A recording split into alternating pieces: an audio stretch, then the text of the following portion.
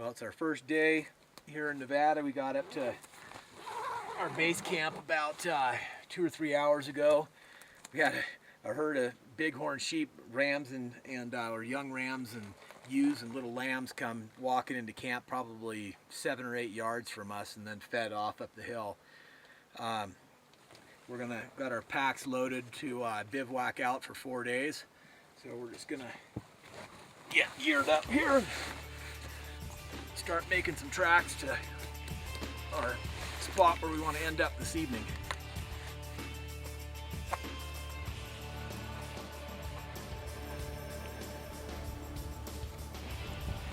Kyri spotted this nice buck right down below us, not an hour out of our base camp. The thing is just laying there baking in the midday sun. It's 5:30 in the afternoon. We're on a west-facing slope, just smoking hot here. I don't know what that deer's thinking. Wow, this is a nice one. He's got 4 points on each side. And behind here, the direction we came, drop down in elevation, get slightly above him. There's a doe above him about 100 yards, so it's going to make it a little dicey. But we're going to just go in there and kind of hang up and then see what he does and let him make the next move. Then we'll try and cross our fingers, see if we can make it happen.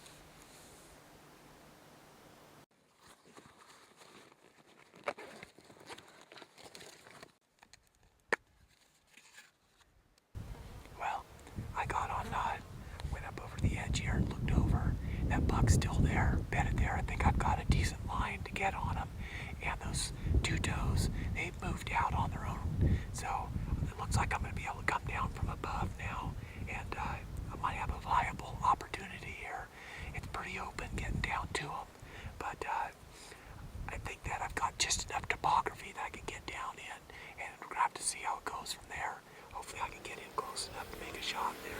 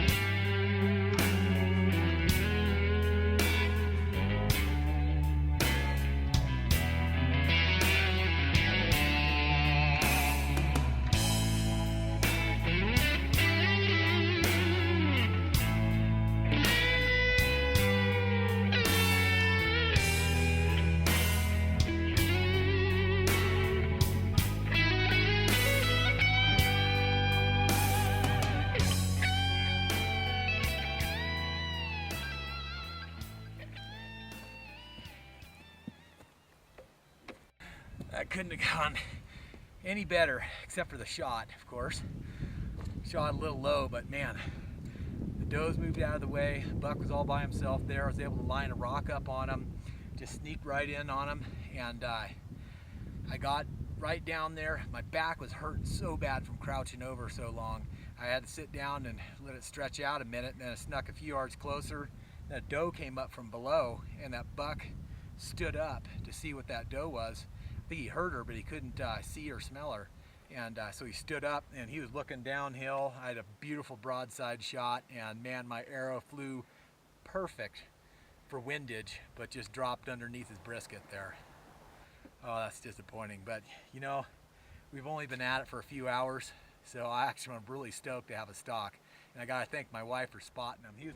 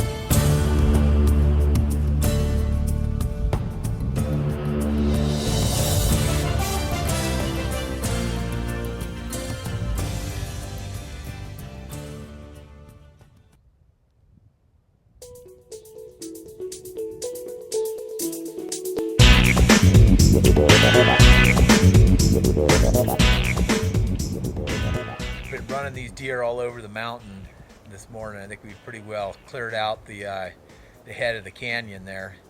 When we were on our way over there to Glass this morning, we spotted some bucks down below where we were at right now. So it's about 3 o'clock now. We're gonna take a nap and then get up, eat something, and then try to drop in there and find these bucks and see if we can't make a move on them before we spook everything in here. It's about 150 yards away, bedded under a tree. There's 4 of them. There were some really nice bucks that were with them, but they just disappeared. I don't know where they went. But we've got a good 4-point, so we're gonna paint up and go after them again.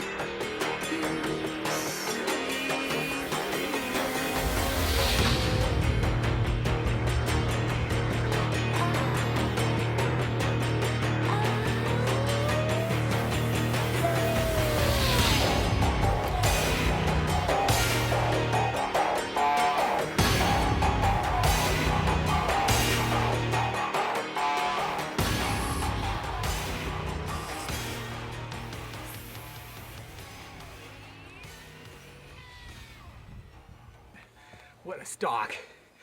Holy cow. That was nerve-wracking. I got pinned down by this fork of the horn down there for had to have been 45 minutes. He's about 40 yards from me, and I had 3 nice bucks bedded right below me. Might have been 4. And finally, at fork of the horn, I was just willing him, get up, and move. He finally got up and moved and fed down the hill, and I was able to close in those last few yards.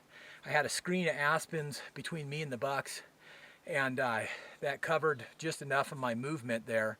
And I guess right there at the end, just as I was getting ready to set up to shoot, one of them caught some movement. They all stood up, and so I slowly stood up there and had one steep quartering away, and I drew back and started aiming on him, and then I was like, oh man, that's a pretty steep quartering shot. So I pulled just to the right a little bit, and there's another nice buck that was almost broadside, and I shot. Looked to me like he might have jumped the string a little bit, but I think I might have caught him back towards the last rib, I think angling a little bit forward, so I should have liver, maybe 1 lung if we're lucky. And I think I saw him get wobbly and go down, but it was such pandemonium there, it's hard to keep track of which deer was which. But I got maybe another 100 vertical feet to go get my pack. We're, geez, probably 500 or 600 vertical feet above the deer, and then we might be pushing 1,000 vertical feet to climb out of here to get back to camp, and it's going to be dark in 45 minutes. Check him out, the beautiful 4-point. Man, oh man, he's a wide one too. Look at this. Wow. Check him out. 2.5 days in to our trip here. I don't know how many stalks we've been on, quite a few. We haven't seen very many big bucks. Fair amount, you know, like this guy and smaller. And then that one bomber that we stalked the first day. But it's been a tough hunt. Bivouacking out here, carrying all of our gear on our back. My wife's been a real trooper spotting deer, and it's been awesome. Been an awesome experience. And my second mule deer with my recurve, I couldn't be happier, I'll tell you that. Wow, check this thing out. Did the job. Tearing down our spike camp here, getting ready to pack up and head towards base camp. We've already made a load partway there earlier this morning. We've got the meat and the antlers and a portion of our camping gear down the bottom of the canyon, and we still have to go back up to the top of the ridge and over the other side. So we still got a lot of work ahead of us, but we're on the way to getting it done.